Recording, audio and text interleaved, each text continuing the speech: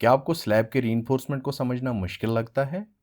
इस वीडियो में 3D visuals के साथ सब कुछ क्लियर हो जाएगा। आज मैं आपको वन वे स्लैब्स के रीइंफोर्समेंट टेक्निक्स का एक ओवरव्यू दूंगा और बताऊंगा कि कौन कौन से बार्स इस प्रोसेस में यूज़ किए जाते हैं। 3D एनिमेशन की मदद से आप सब कुछ क्लियरली समझ पाएंगे।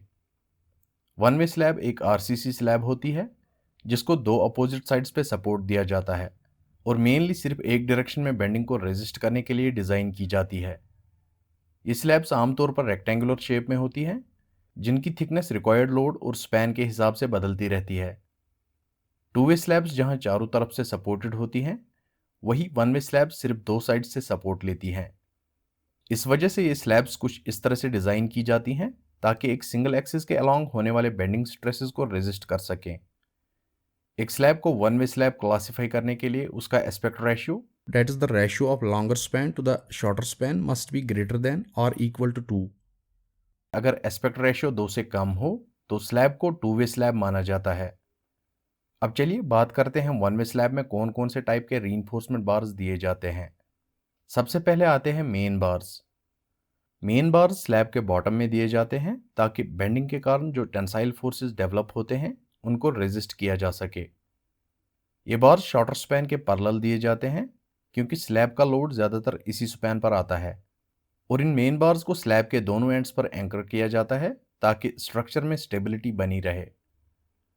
SP34 के अकॉर्डिंग मेन बार्स का डायमीटर कम से कम 8 mm होना चाहिए अगर HYSD बार्स यूज़ किए गए हो, और अगर प्लेन बार्स यूज़ हो रहे हो तो डायमीटर कम से कम 10 mm होना चाहिए।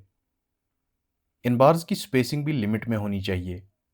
ये spacing 3 times the effective depth of slab या 450 mm से ज़्यादा नहीं होनी चाहिए, विच एवर इज स्मॉलर। अब बात करते हैं डिस्ट्रीब्यूशन बार्स की। जो बार्स स्लैब के लॉन्गर डायरेक्शन में होते हैं उन्हें डिस्ट्रीब्यूशन बार्स या ट्रांसवर्स स्टील के नाम से जाना जाता है। ये बार्स उन स्ट्रेसेस को डिस्ट्रीब्यूट करने में हेल्प करते हैं जो लोडिंग, टेम्परेचर चेंज और श्रिंकेज की वजह से आते हैं। डिस्ट्रीब्यूशन बार्स अपर लेयर में प्लेस किए जाते हैं और मेन बार्स के साथ इनको टाई करते हैं ताकि कॉन्क्रीटिंग के टाइम उनकी पोजीशन फिक्स रहे। SP34 के अकॉर्डिंग इनका डायमीटर कम से कम 6 mm होना चाहिए और स्लैब थिकनेस के 1/8 से ज़्यादा नहीं होना चाहिए। स्पेसिंग कभी भी 5 टाइम्स इफेक्टिव डेप्थ या 450 मिलीमीटर से ज़्यादा नहीं होनी चाहिए, विच एवर इज स्मॉलर। अब बात करते हैं टॉप डिस्ट्रीब्यूशन बार्स की।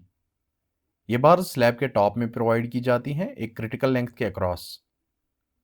ये लेंथ जनरली L/4 ली जाती है जहां L स्लैब का शॉर्टर स्पैन होता है। SP34 के अकॉर्डिंग कम से कम 2 टॉप डिस्ट्रीब्यूशन बार्स प्रोवाइड करना मैंडेटरी है। फाइनली बात करते हैं टॉप एक्स्ट्रा बार्स के बारे में। ये बार्स तब प्रोवाइड की जाती हैं जब main reinforcement alternatively bent up bars से बनी हो। ये बार्स नेगेटिव बेंडिंग मोमेंट्स को रेजिस्ट करने में मदद करती हैं, स्पेशली एट स्लैब एंड्स। अगर मेन बार्स दोनों एंड्स पर क्रैंक की गई हो तो टॉप एक्स्ट्रा बार्स की ज़रूरत नहीं होती है। इन बार्स की स्पेसिंग मेन बार्स की स्पेसिंग से डबल होती है।